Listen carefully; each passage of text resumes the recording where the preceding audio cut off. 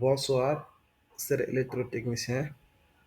Alors aujourd'hui, on se propose de résoudre cet exercice sur la loi des nœuds, des mailles et d'ohm. Alors nous allons essayer de traiter l'exercice numéro un. Dans les autres vidéos à venir, nous allons encore continuer l'exercice 2, l'exercice 3, etc.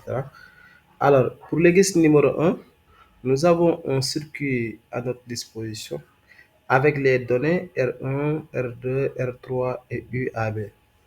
Alors, dans la question numéro un, on dit quelle est l'intensité I1 du courant traversant R1. Ensuite, dans la deuxième question, quelle est l'intensité I2 du courant traversant R2 et R3. 3. Calculer la valeur de l'intensité I du courant dans la branche principale. En déduire la valeur de la résistance équivalente R du circuit. En 4, retrouver la valeur de R en utilisant les lois d'association des résistances.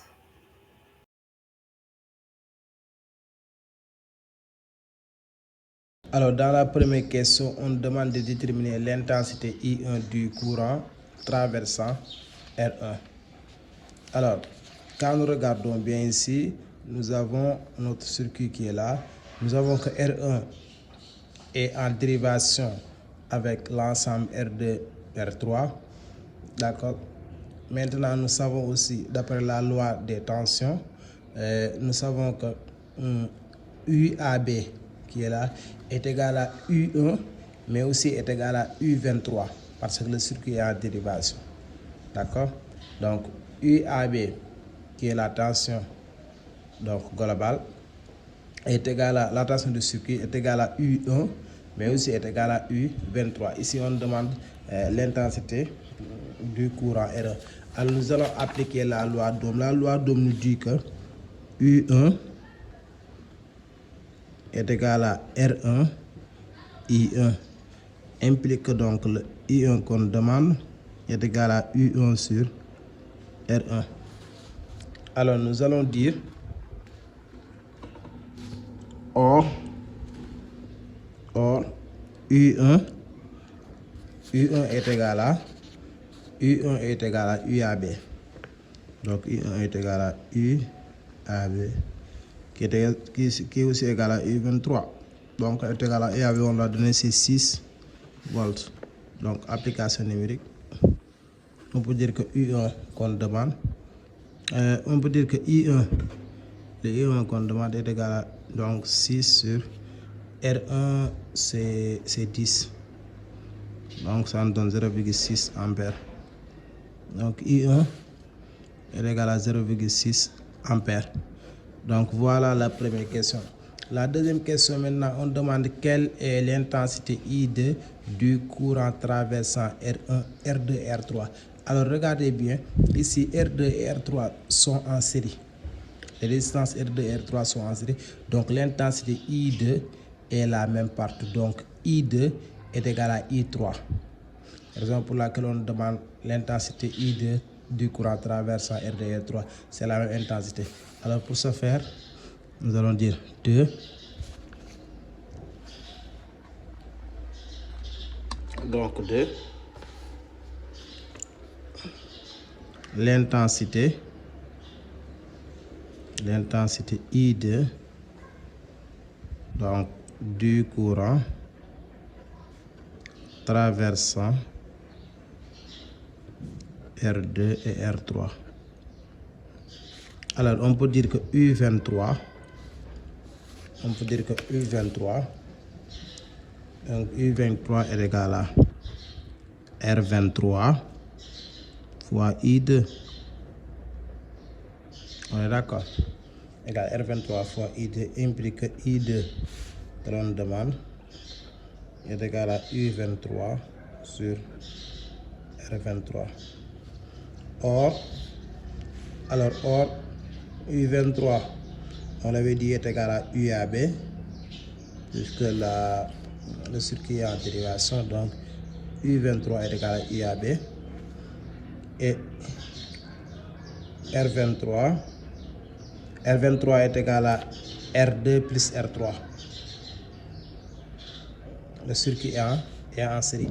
Donc finalement, I2 est égal à quoi? I2 est égal à UAB sur R2 plus R3. Alors, application numérique, cela donne quoi? U2 c'est 6, R2 plus R3 c'est 5, plus R3 c'est 3.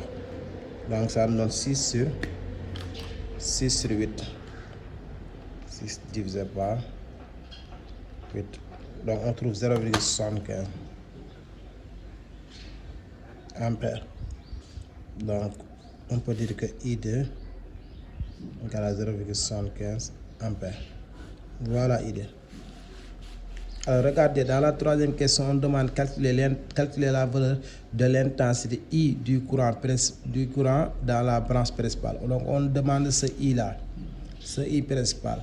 Maintenant, ce I, on sait que I se divise en deux parties, c'est-à-dire se divise le I nous donne I2 plus I1. D'accord, c'est la loi des nœuds. Ici, on peut le considérer comme un point B. Donc, on peut dire qu'au point B, I1 plus I2 est égal à I principal. Donc, en 3, on va dire quoi? En 3, la valeur de l'intensité grand I. Alors pour la valeur de l'intensité grand I, on peut dire au point B, il faut le mettre au niveau de la figure, au point B, on peut dire que I, d'après la loi du nœud, on peut dire que I est égal à I1 plus I2. Alors I1 plus I2, on l'avait dernièrement, donc I1 c'était 0,6, I2 c'est 0,75. Donc tout calcul fait, on trouvera combien? 0,6 plus 0,75. On trouve 1,35 ampères. Donc I1 égale 1,35. Donc I principal est égal à 1,35 ampères. Alors on demande en déduire la valeur de la résistance équivalente grand R du circuit. Regardez, on dit en déduire la valeur de la résistance équivalente grand R du circuit. Alors pour ce faire, regardez bien ce que je vais faire. Je vais dire déduisons grand R. La valeur principale de la valeur de la résistance équivalente. Alors on peut dire que UAB, qui est la tension donc du circuit, est égal à R équivalent, qu'on appelle R fois I principal. Donc c'est le grand R fois I principal, qui est égal à quoi? Implique donc grand R, qu'on demande égal à UAB sur I principal. Donc UAB c'est 6 sur I principal c'est 1,35. Donc tout calcul fait, on trouve grand R est égal à 6 divisé par 1,35. On trouve 4,44 ohms. Voilà, c'est ça la résistance équivalente. Alors regardez, dans la dernière question, on demande de retrouver la valeur grand R en utilisant les lois d'association des résistances. Alors on va passer par une autre méthode pour déterminer le grand R qu'on trouve qui est égal à 4,4. Alors ce que nous allons faire, on va dire, on va prendre ici notre feuille. Regardez bien. Nous allons écrire la quatrième question. Retrouvons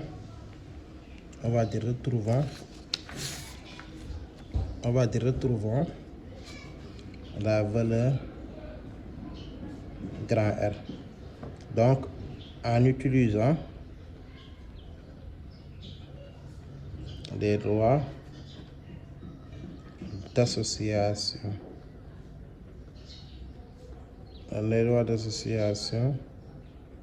des résistances. Alors, nous devons trouver la même valeur 4,44. Alors, regardez bien ici, nous savons que nous avons ici un circuit qui est en dérivation. Alors, nous avons R2 plus R3 est en série. Donc, on peut dire que R23 est égal à R2 plus R3. Alors, notre circuit va devenir quoi? Regardez si on fait ça. Donc, ici, nous aurons R23 dans ce cas, puisque nous l'avons fait en un seul. Donc, alors, R1, il est là. Maintenant, ensuite, on voit que R23 et R1 sont en dérivation. Donc, finalement, grand R va devenir quoi? Grand R va être R23 fois R1 sur R23 plus R1.